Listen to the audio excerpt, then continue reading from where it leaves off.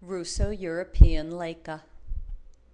You'd never know it by looking at Miracle now, but just over a year ago this dog was found in a desert wash where he'd been left for dead.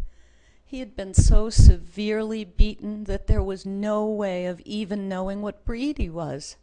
I was out hiking in the southern Arizona desert with my partner when we ran across what we thought was an old piece of carpet. As we got closer, we thought it was a carcass of some kind, maybe a skunk.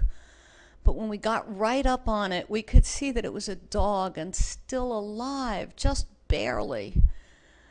We made a litter out of a sleeping bag and gently lifted him up and carried him back to the truck. We headed back to Tucson, straight to my vet's office. The dog we'd found was in a life-threatening crisis. In addition to the horrible beating, the intense Arizona sun had depleted him of vital fluids. There was hope, but the vet wanted us to know the odds were not good. He had veterinary students apprenticing for the summer, and they formed a team that worked for nearly 3 hours to stabilize and treat the animal.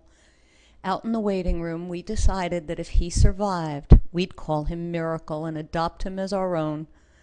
He survived the surgery, but healing was a slow process. We each visited him regularly while he healed, both mentally and physically. 2 months later, the vet called and said we could come and get our dog. By then, he'd been identified as a Russo-European Laika, and we'd learned all we could about this wonderful breed. He is really a terrific dog, and we both feel so fortunate that we came along when we did out there in the desert.